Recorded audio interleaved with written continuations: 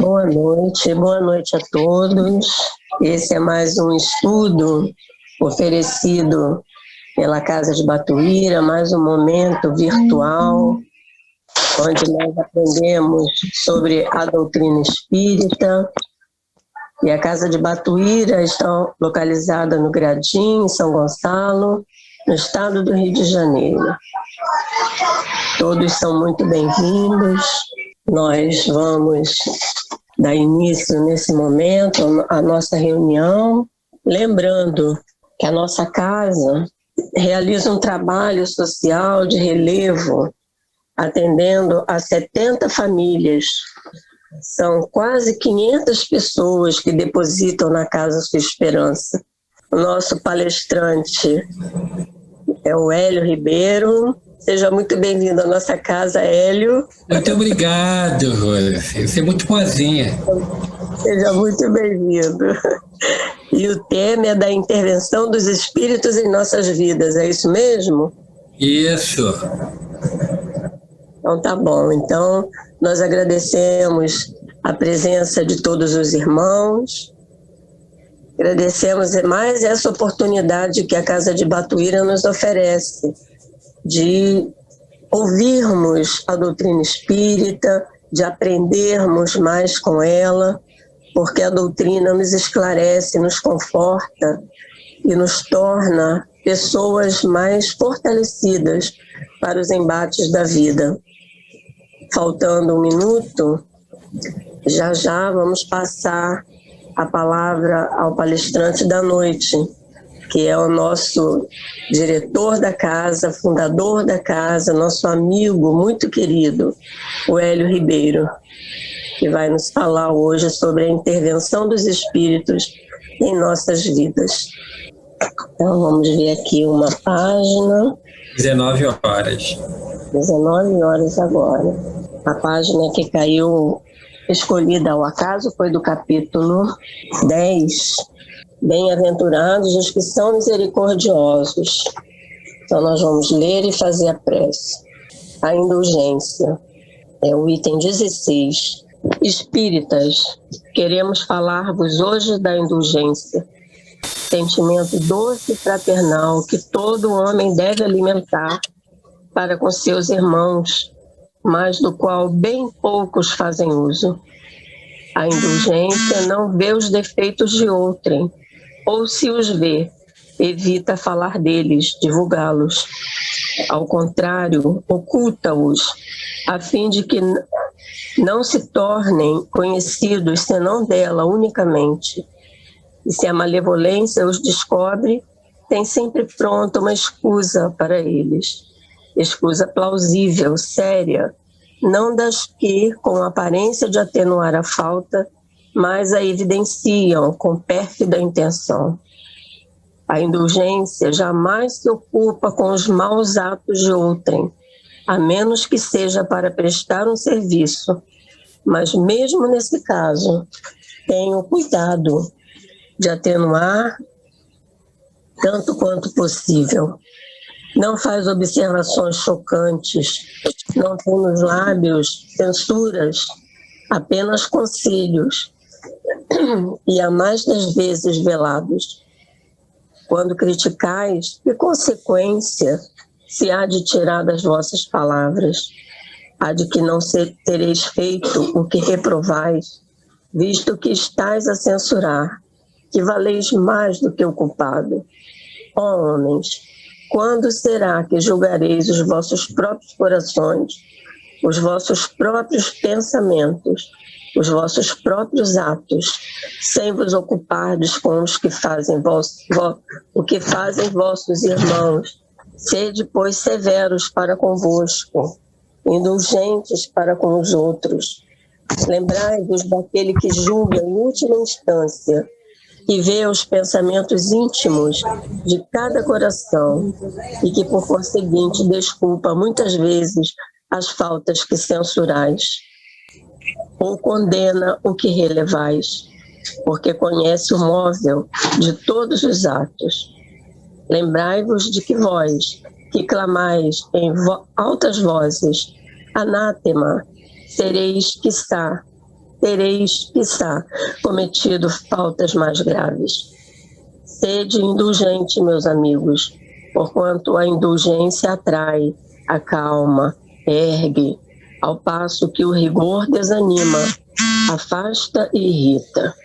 José, Espírito Protetor, Bordeaux, 1863. Divino amigo Jesus, mais uma vez, Senhor, nos dirigimos a vós neste dia para te rogar, nessa noite de estudos, que o Senhor possa abençoar o palestrante, que irá nos esclarecer, que irá nos demonstrar os estudos dessa doutrina que tanto nos esclarece e nos consola.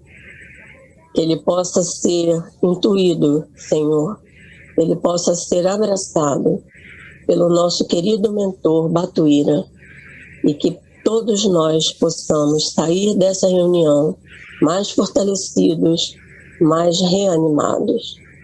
Que assim seja, Senhor. Graças a Deus. Com a palavra agora, o nosso Hélio. Muito obrigada a todos. Uma boa noite a todos. Muito obrigado, Rose, pela oportunidade do trabalho.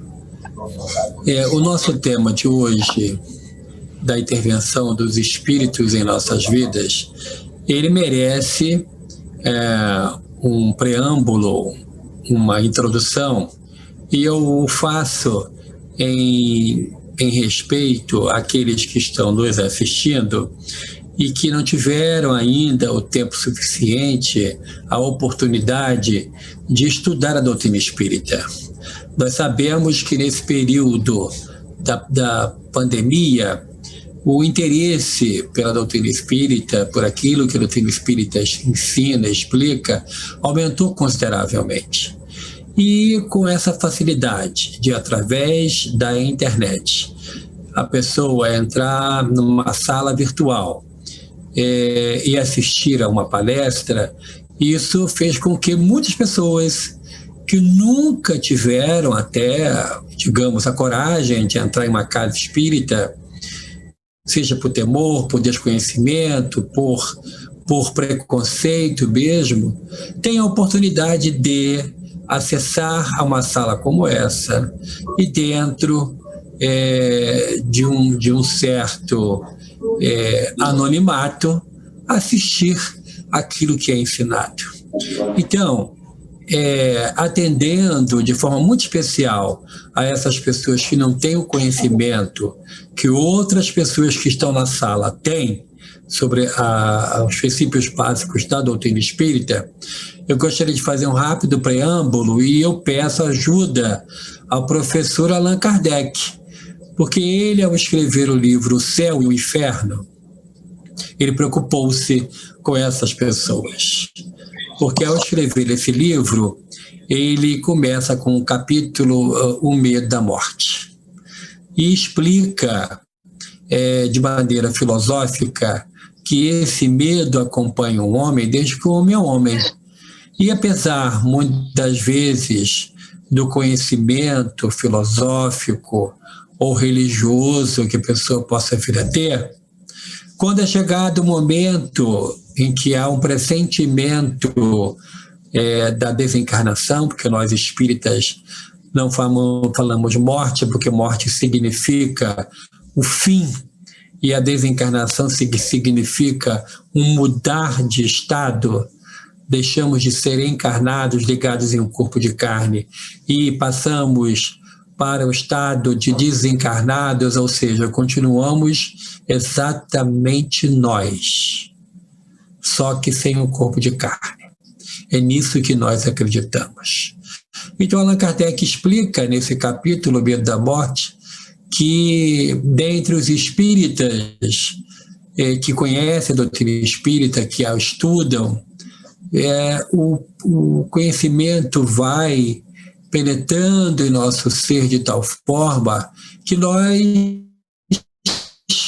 passamos a interiorizar esse ensinamento e passamos a entender a morte como uma libertação. Quando vem na hora certa, no momento certo, quando chega o fim da nossa programação reencarnatória, ou seja, o fim do que nós planejamos para essa viagem no corpo de carne. E aí é o que consta lá no Livro dos Espíritos, quando Allan Kardec pergunta se para o espírito dói mais desencarnar ou reencarnar, e os espíritos superiores respondem a Allan Kardec dizendo que dói mais reencarnar, porque é como um pássaro que está solto e fica preso em uma gaiola. E o desencarne é ao contrário. Estamos presos e obtivemos a liberdade. Mas na experiência reencarnatória, que nós temos a oportunidade maravilhosa de ter, que Deus nos concede, nos é dado a oportunidade de cumprir com o roteiro que nós, muitas vezes, participamos dessa programação. Esse roteiro vai nos ajudar a quitar débitos advindos de vidas anteriores, assim como também débitos que nós vamos adquirindo nessa própria existência.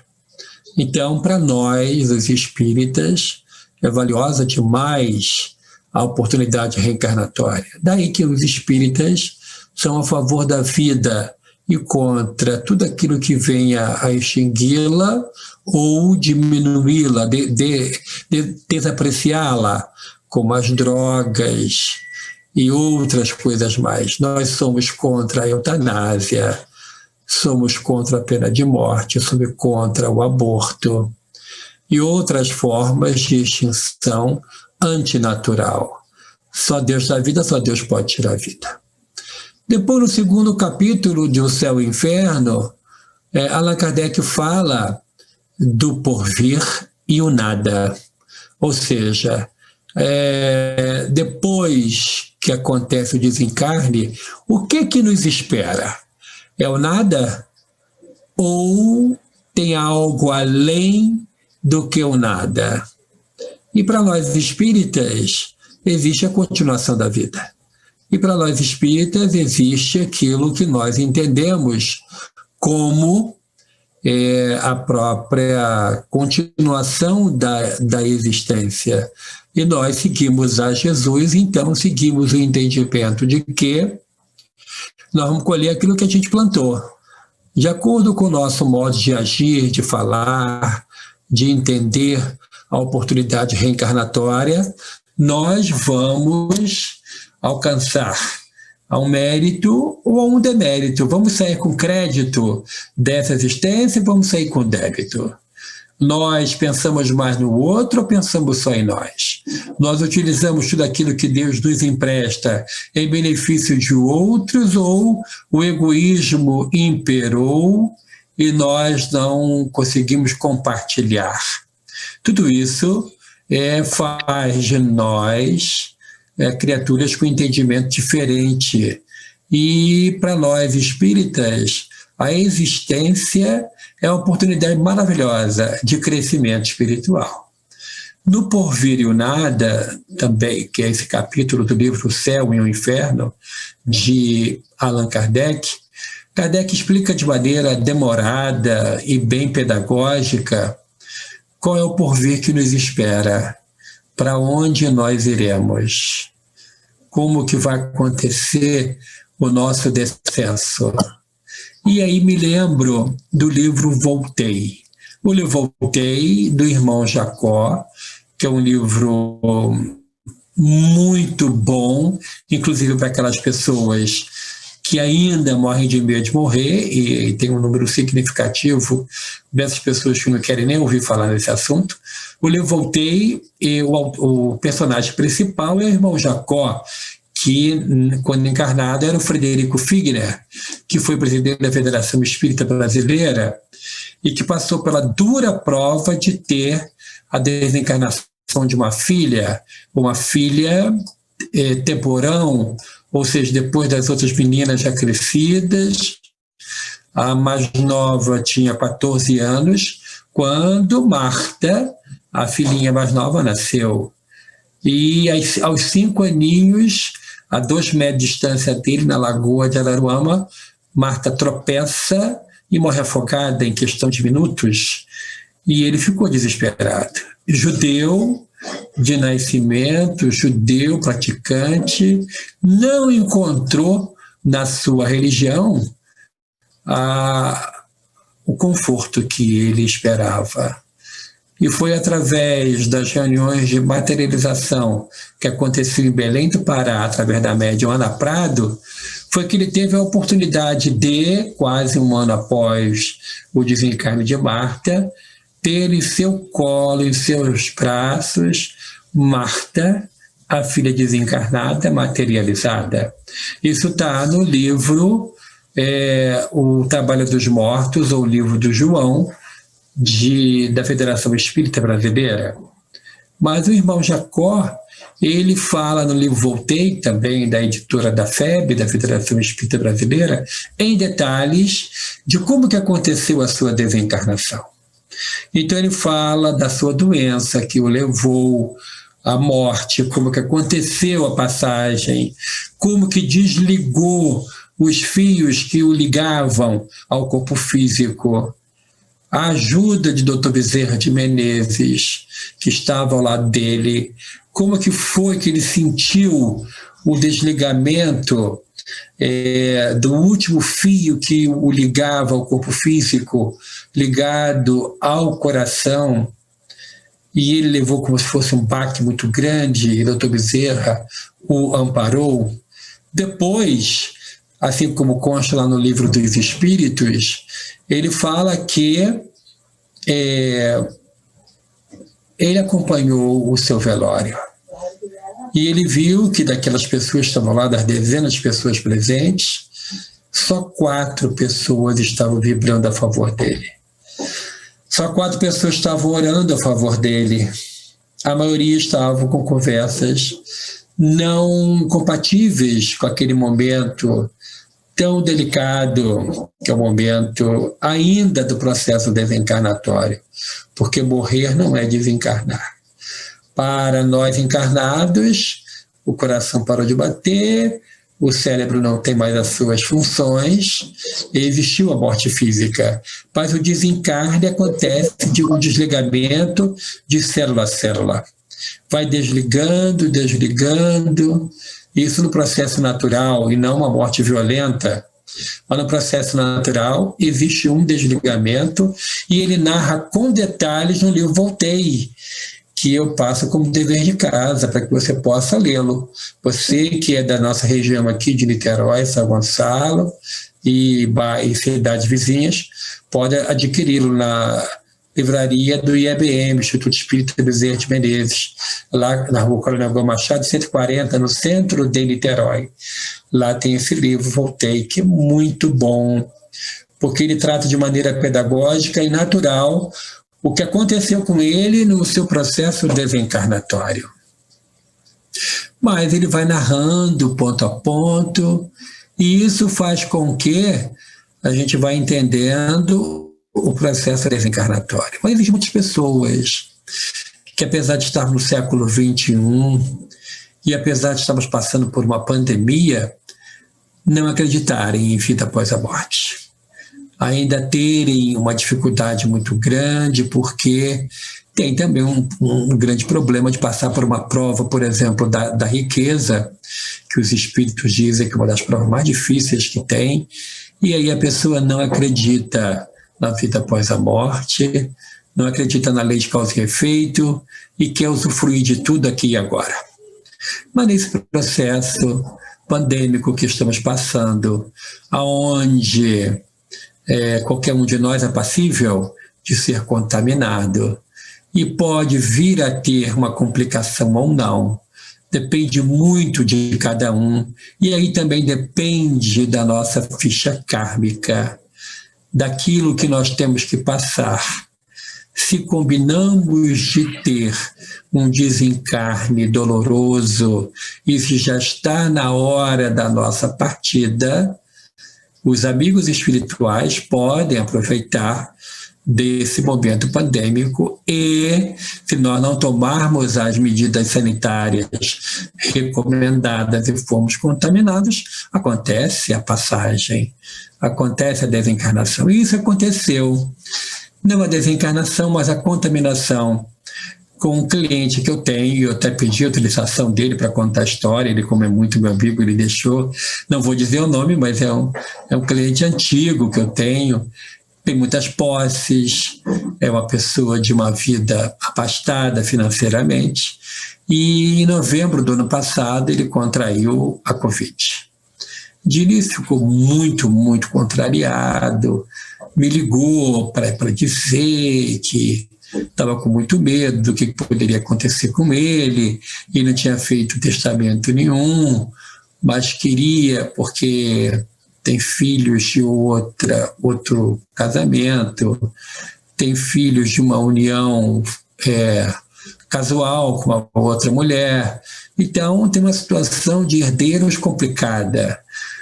E ele disse assim, não tem credo nenhum, mas disse assim para mim: doutor Hélio, e se por acaso isso que o senhor acredita aí, nessas coisas de espiritismo que o senhor acredita, vai que isso é verdade? Vai que isso é verdade, eu vou ficar perturbado para onde quer que eu vá, porque os herdeiros vão brigar entre si. E aí eu disse, não, consolei ele, disse que ia correr tudo bem, mas o quadro se agravou. Ele foi internado. Ficou internado, a filha mais velha me ligou para dar notícias, porque tem processos em andamento, tem coisas importantes para serem resolvidas no campo jurídico, e a filha disse que ele foi entubado. Foi entubado logo no início de dezembro. A evolução do quadro foi grande, e ele foi entubado e ficou 15 dias entubado. E eu sempre mandava mensagem para a filha dizia, não sei o que vai acontecer, mas o tempo passou e depois de 15 dias ele foi extubado. E aí passou já o Natal com alta e começou o processo de recuperação. Teve todas aquelas sequelas possíveis e ficou muito, muito caidinho. E quando foi no início de março, ele esteve em meu escritório.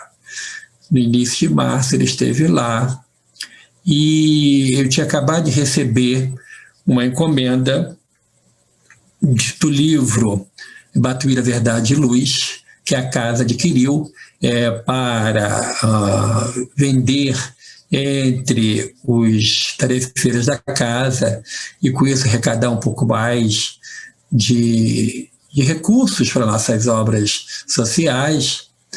E o livro estava em cima da mesa.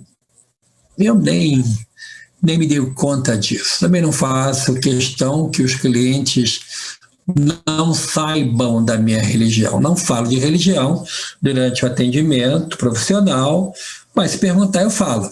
E aí, conversando, ele falou, estava muito feliz. Aí ele falou assim, olhou o livro, falou assim, posso pegá-lo? Você pode, você pode pegar. Quando ele olhou a capa, tem um pequeno retrato de Batuíra. Aí ele olhou e falou assim, esse da foto é o nome que está aqui embaixo? Eu falei assim, esse da foto é um Batuíra. Ele falou assim, quem é Batuíra? Esse Batuíra é o espírito mentor da nossa casa espírita, que eu já falei com o senhor. É um trabalho que eu falei da casa para ele.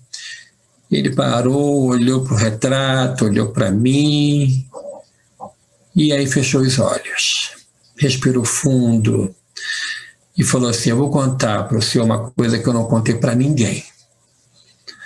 E eu fiquei naquela expectativa, o que será que ele vai falar? E ele falou assim, um homem muito duro, muito severo, mas a doença mexeu muito com ele. Ele estava mais falante, mais acessível, mais até sensível, né? E ele olhou para a foto e falou assim, já quase chorando. Foi ele. E eu disse para ele, foi ele o quê? Foi ele, não estou entendendo, você pode explicar? Foi ele. Eu agora tenho certeza. Mas foi ele o quê? Repeti a pergunta. Ele disse assim, e quando o médico foi me entubar, me explicou que eu ia ficar anestesiado, que eu ia dormir, e eu só iria acordar depois que tirassem toda a medicação, tirassem o tubo. Mas não foi isso que aconteceu. Eu acordava, todo dia eu acordava e ficava, acredito que uma meia hora acordado. Mas só que eu não conseguia me mexer. Eu via o enfermeiro entrar, eu via tudo que acontecia nesse período no quarto que eu estava, mas eu não conseguia falar, não conseguia mexer. Aquilo no início me deu um desespero, porque eu queria me comunicar e não conseguia. Mas depois eu pensei, isso deve ser um sonho. E lá pelo terceiro dia que isso estava acontecendo, depois eu dormia de novo, a porta abriu e entrou esse senhor aí. E ele olhou para mim, chegou bem perto de mim e falou assim, eu posso te ouvir, você quer falar? E eu disse para ele, como é que o senhor pode me ouvir se ninguém me ouve? E como é que eu estou falando se eu estou anestesiado? Aí ele falou assim, não, quem está dormindo anestesiado é o corpo que você usa. Você é um espírito, você está falando comigo e eu posso ouvi-lo. E aí ele disse assim para a batueira, então você é o espírito? Ele falou assim, igualzinho a você. Aí eu perdi o medo. E ele falou, durante uns 10 minutos ele falou sobre Deus, sobre como Deus é bom, falou sobre Jesus. E aí ele colocava sempre a mão no meu peito e eu sentia aquela mão, dava um calor no meu peito e ele saía. Isso aconteceu nos 10 últimos dias que eu estava entubado. No último dia que ele visitou, ele falou assim, olha, eu tenho uma boa notícia. Você vai passar o Natal em casa. Eu disse para ele, Deus autorizou que você voltasse. Você vai voltar. Mas você vai ser um bom menino, não vai? Aí ele falou assim, eu ri e disse para ele, tudo que o senhor quiser eu faço, porque eu quero sair daqui. Ele disse, não, basta você cumprir o que está lá no Evangelho de Jesus. E aí, o que está no Evangelho de Jesus que eu nunca li? Amar a Deus sobre todas as coisas e ao próximo como a si mesmo. E eu fiquei impressionada com aquilo. E eu tive alta, eu fui para casa. E como todo mundo da minha família sabe que eu não tenho fé nenhuma, não frequento lugar nenhum, eu guardei aquilo para mim e quis Deus que eu viesse aqui e visse a foto desse moço. Então, para ele, cujo corpo estava anestesiado, o espírito estava solto. E ele teve a visita, a honra de ser visitado pelo benfeitor de nossa casa. Obviamente, um objetivo maior foi para despertá-lo para a espiritualidade, para a realidade de que o espírito não morre, de que nós continuamos vivos. Para despertar nele a certeza de que tudo vai ficar, só o bem que fizermos é o que nós vamos levar. E ele ficou muito maravilhado com aquilo tudo e dei o livro para ele conhecer melhor a história do nosso benfeitor. Mas sobre a intervenção dos espíritos em nossas vidas, existe algumas outras histórias e eu combinei com Rose, faz tempo que eu não falo nesse espaço aqui, a nossa palestra vai até 11h30 da noite, acho que ninguém vai ficar preocupado com isso, né? Mas está tudo tranquilo. Então, a próxima história aconteceu com uma pessoa também amiga, que estava trabalhando, era servidor público no interior do Acre, e numa estrada o carro capota, ele com mais 3 funcionários bate numa árvore e ele vê quando uma pessoa lhes dá a mão, ele tira de dentro do carro. E ele olha para aquela pessoa e se assusta. Era o avô dele que já havia desencarnado. Ele fala: mas vovô, o que você está fazendo aqui no Acre? Nós somos do Rio de Janeiro. Eu passei no concurso, estou aqui, eu nem sei o que aconteceu comigo. Nisso o avô olha para o carro e ele olha e ele se vê no carro. Ou seja, ele viu o corpo no carro. Ele teve perda de massa encefálica, ficou em coma 42 dias. A mãe foi do Rio de Janeiro para lá para o Acre, muito católica, fervorosa, e pediu para que pudesse fazer a visita, ficar com ele, orar com ele. E ele estava em coma. Os médicos não sabiam o que ia acontecer com ele, era um jovem de pouco mais de 30 anos, tinha passado no concurso federal, estava lotado lá no Rio Branco, no Acre, quando todo dia a mãe dele pegava a mão dele na hora da Ave Maria e rezava com ele. Orava pedindo o socorro da Mãe do Céu em favor de seu filho. Pedia socorro, pedia ajuda. E ele, por sua vez, o avô o levou para um hospital. Nesse hospital, ele se recuperou e foi para como se fosse uma casa de repouso. Lá tinha outras pessoas e ele lá descobriu que ele estava em desdobramento ou quase desencarnado. E ele começou a dizer que ele era muito novo, que ele não concordava com aquela desencarnação, que ele queria voltar, que ele queria estar na Terra, que ele queria e falava com a pessoa, falava com a outra, não estava conformado com aquilo. E todo dia, às 6 horas, quando a mãe dele orava, apertando a mão dele, ele sentiu o aperto da mão da mãe dele. Mas ele não conseguia vê-la, não conseguiu vê-la, porque ela estava no hospital e ele estava fora dali, em uma outra dimensão. E um dia ele pediu, já no 42º dia que estava em coma, ele pediu, segundo ele nos narra essa história, para falar com o dirigente aquele posto de socorro de atendimento onde ele estava. E ele foi falar com um homem muito tranquilo, muito sereno, e ele, muito sem jeito, chegou e disse: eu gostaria que o senhor reavaliasse meu caso.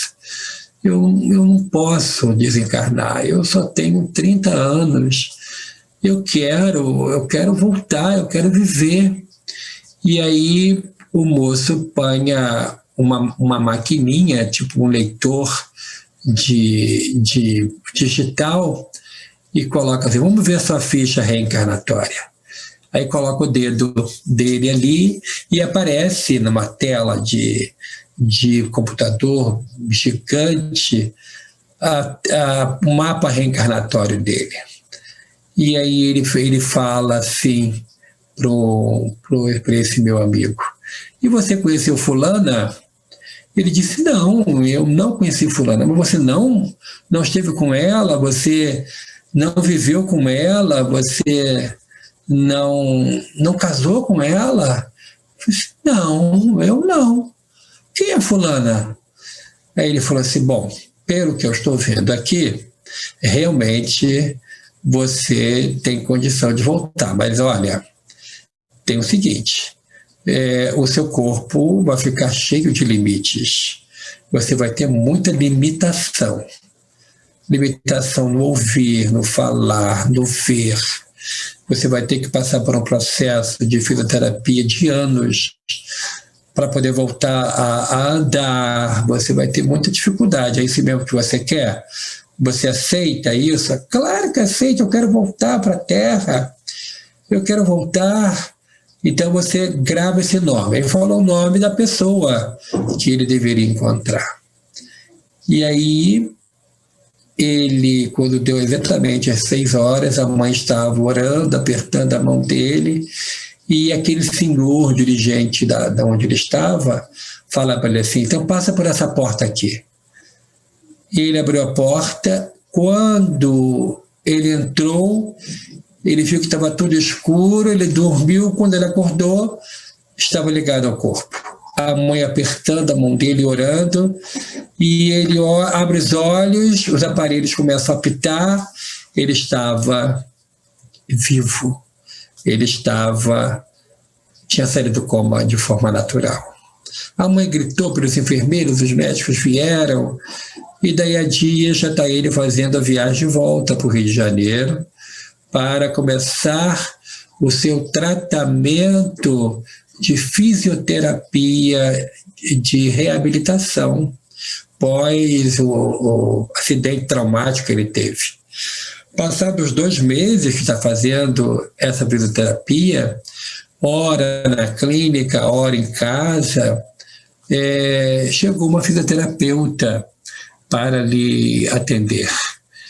Quando ele olhou, ele sentiu um arrepio, e ela, muito prazer, eu faço fisioterapia, eu vim aqui para lhe atender. E qual é o seu nome? Fulana. Fulana de quê? Ué, fulana, aí falou o nome inteiro. E aí era o nome da pessoa que ele deveria reencontrar. E ele disse para mim assim, quase que eu pedi ela em casamento naquela hora. Mas eu vi que ela não ia querer. Mas ali iniciamos uma conversa e aí casou com ela. Ou seja, existe um planejamento reencarnatório. A intervenção dos espíritos em nossas vidas é um fato. Isso acontece a nos favorecer.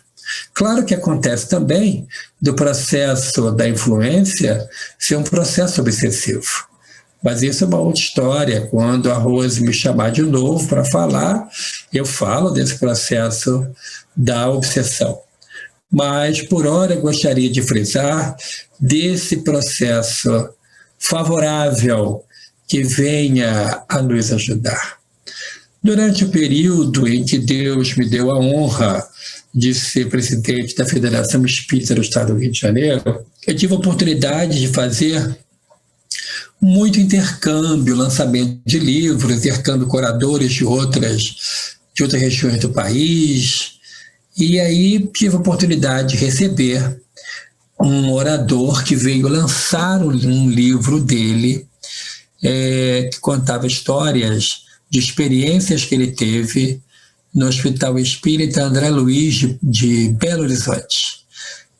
Um hospital que foi fundado na década de 40, e ele trabalhou durante 10 anos nesse hospital, na reunião mediúnica. É um hospital psiquiátrico, e além do tratamento médico, eles tinham também o tratamento desobsessivo. Cumprindo com que aquilo que o Dr. Bezerra de Menezes nos escreveu, ainda encarnado, no livro A Loucura sob o Novo Prisma, quando ele diz que mais de 90% dos casos de loucura no mundo são advindos de processo obsessivo. E aí eu tive a oportunidade de conhecer um escritor, um orador de Belo Horizonte, que já estava morando há muitos anos nos Estados Unidos, o senhor Dante Labate. O senhor Dante, ele estava fazendo um roteiro de lançamento do livro, onde ele contava a história das materializações luminosas dos espíritos que ele viu materializados nessas reuniões que aconteciam lá no Hospital Espírita André Luiz, em Belo Horizonte. E aí sempre atendia as pessoas antes, conversava, e ele contou um episódio ocorrido com ele na década de 70 do século passado. Ele já estava um pouco maduro, mas ele já era espírita, ou seja, desde a década de 50, trabalhando lá no Hospital Espírita. Ele morava em Belo Horizonte nessa época, e o fato ocorreu no início da década de 70. O seu filho mais velho estava nos Estados Unidos fazendo uma pós-graduação. Ele era médico, neurologista, e foi fazer uma pós-graduação nos Estados Unidos, uma especialização. E aconteceu de na hora do banho, ele sentiu como se fosse uma grande pancada na cabeça, caiu no chão, gritou por socorro, a esposa veio e imediatamente fez uma ligação internacional e falou com o filho. E ele estava lúcido, relatando uma dor muito grande na cabeça, algo enlouquecedor, um peso, e o filho identificou que era o que se chamava antigamente de um derrame, um AVC. E o filho fala com o seu professor, que aciona uma rede de amigos, e foi alugado um táxi aéreo para levá-lo para os Estados Unidos daí a poucas horas.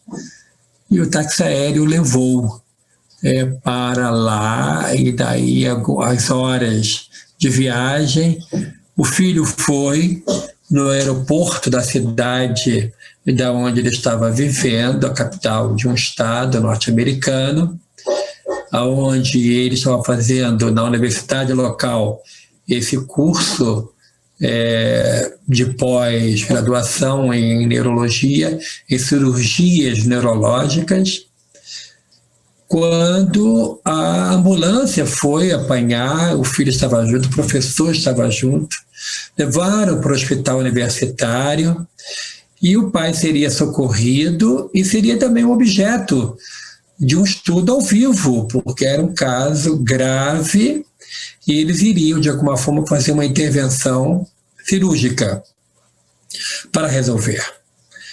E fizeram raio-x e descobriram que ele estava com uma bolha de sangue do tamanho de uma laranja no cérebro, e aquilo era o derramamento do sangue do próprio AVC, e resolveram fazer a cirurgia no dia seguinte e marcaram logo para as 5 da manhã. Isso era próximo de meia-noite. E colocaram ele no soro e num remédio.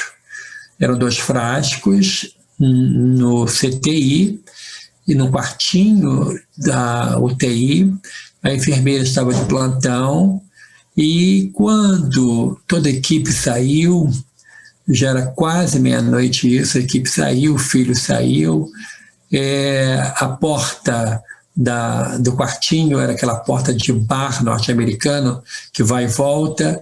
Quando a porta voltou, entrou um médico já com aparato cirúrgico, de touca cirúrgica, máscara cirúrgica, luvas, e chegou perto dele, olhou, e ele achou estranho, porque a equipe médica inteira tinha saído.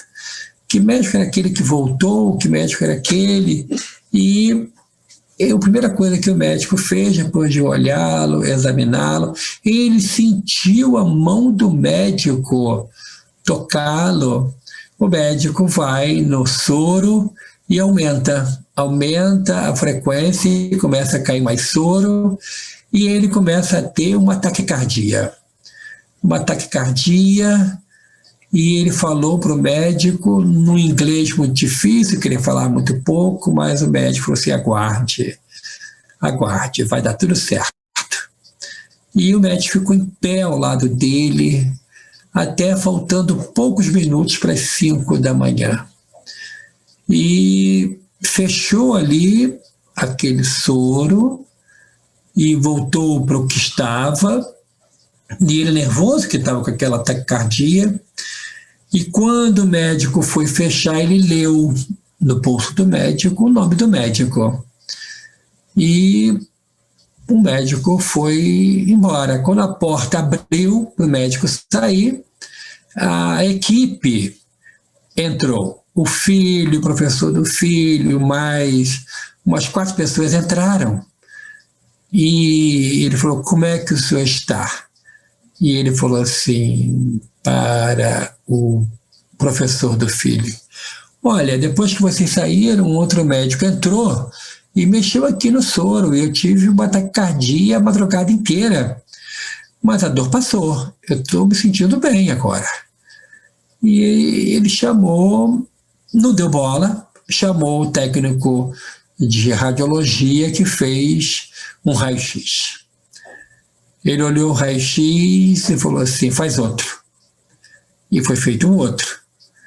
E aí revelou, aquela época que revelava o filme, né? Revelou, trouxe para ele, ele olhou e falou assim, não, manda chamar o professor de radiologia. E foi acordado o homem veio, tirou o raio-x, e ele olhou e falou assim, olha, tem alguma coisa errada aqui. Todo mundo olhando, ele apresentou o raio-x anterior, com aquela bolha de sangue do tamanho de uma laranja. E apresentou aqueles 3 que foram feitos e não tinha mais a bolha de sangue. Tinha um pequeno sinal, uma marca cirúrgica. E ele disse assim, mas quem foi esse médico que veio aqui que o senhor falou? Ora, quem veio aqui, ficou comigo aqui a madrugada inteira, foi o Dr. Bosch. Eu li na roupa dele, o Dr. Bosch, do jaleco dele. Ele olhou para o filho, olhou para a equipe e falou assim, olha, põe seu pai e manda de volta para o Brasil. Não tem mais nada a ser feito. Ele, tá bom. Chamou a enfermeira. Quem que entrou aqui? Não, ninguém entrou. Como que não entrou se ele disse que entrou uma pessoa? Não, aqui não. Passei a noite inteira aqui, não entrou ninguém. Bom, ele foi embora para casa, para ele, para o filho que interessava, que ele estava bem. E ele tinha antes em cada orado muito, pediu ajuda ao doutor Bezerra de Menezes, a André Luiz, pediu socorro, que ele gostaria de ficar mais um pouco na terra, ele gostaria de fazer mais coisas. Bom, passado um mês dele em casa, o telefone tocou. Era a enfermeira que estava no plantão. E fala assim, como é que vai o senhor? Eu falei, eu vou bem, e você? Eu não estou bem. Já tem um mês que eu não durmo. Mas por que você não dorme? Aconteceu alguma coisa com você? E ela diz assim, qual foi o nome do médico que o senhor disse que passou a noite com o senhor? Eu disse aí, Dr. Bosch. Por quê? Eis o grande problema. Como grande problema? Ele me ajudou muito. Eu até quero fazer uma carta agradecendo a ele. O grande problema é que o Dr. Bosch, conforme o senhor disse, o senhor descreveu como ele era, é um dos fundadores do nosso hospital. Ele já não está na Terra há mais de 50 anos. Como que ele, um morto, viria aqui falar com o senhor? Ele olhou para mim e falou assim, eu falando pouco inglês como eu falo, como é que eu ia dizer para ela que ninguém morre, que a gente continua vivo, que Deus é de infinita misericórdia, que o socorro vem, que a ajuda vem, e eu pedi o socorro, eu orei.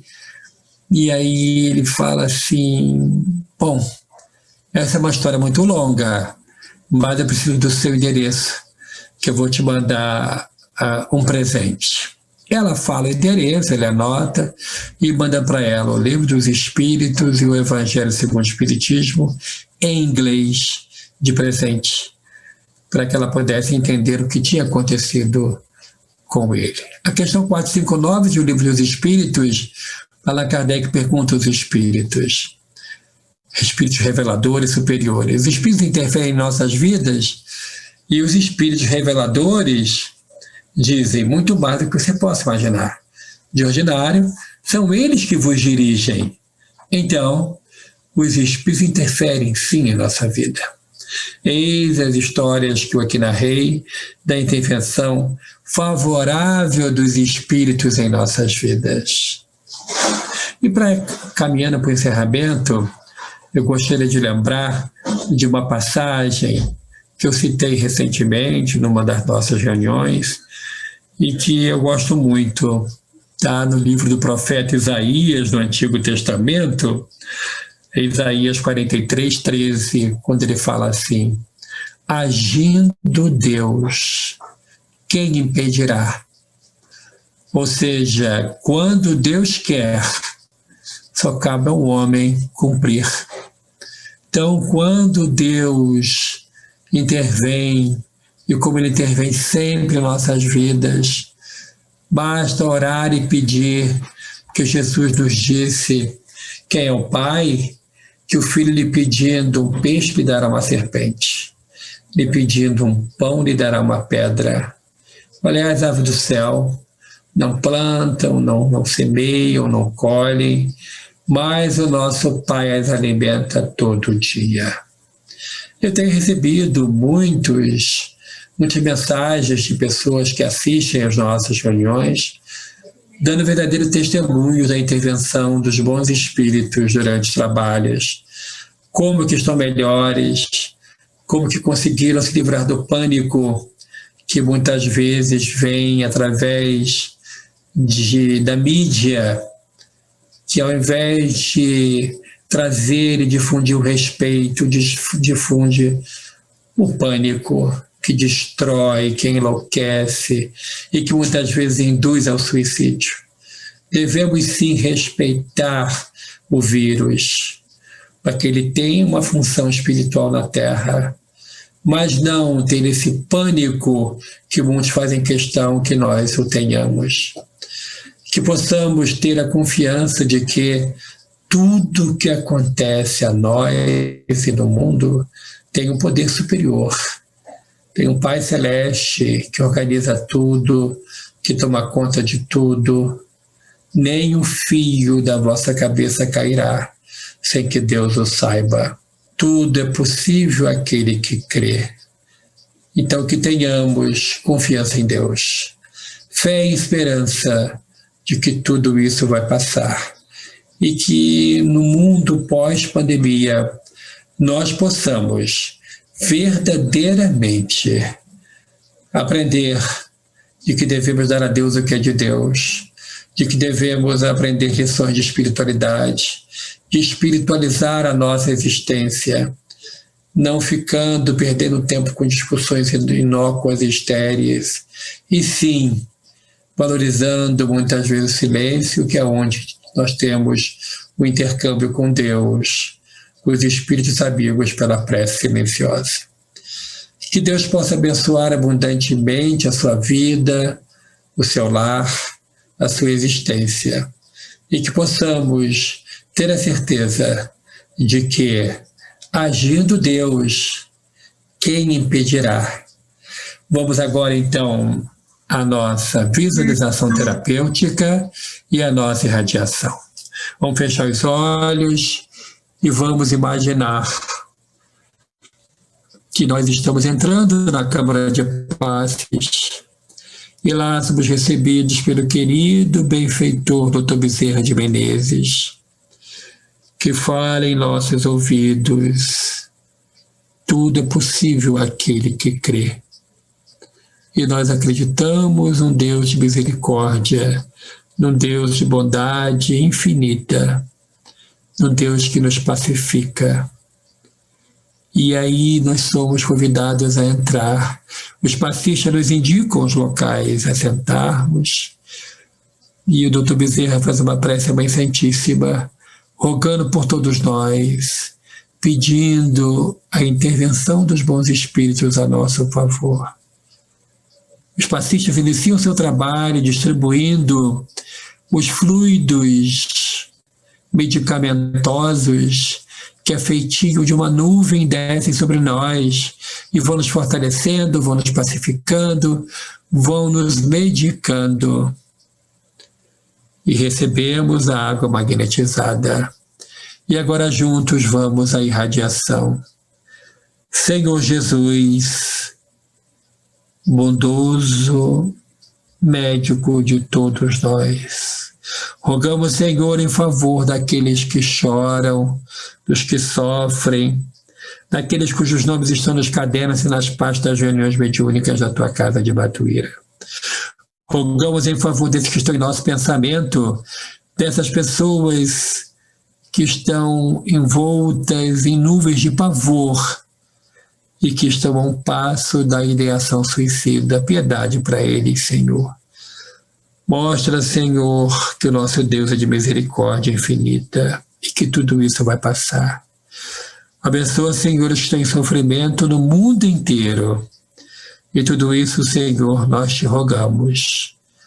Em nome do Pai nosso que estás nos céus, santificado seja o vosso nome.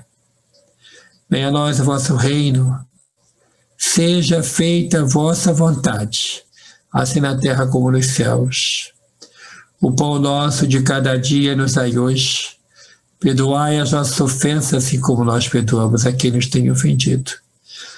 E não nos deixeis cair em tentação, mas livrai-nos de todo o mal. Que assim seja, graças a Deus. Nós agradecemos imensamente aos 79 participantes desse nosso trabalho, da nossa palestra pública da noite de hoje. Nós lembramos que amanhã, às 15 horas, nós estaremos juntos no nosso momento de oração. Muito obrigado. Fiquem todos com Deus.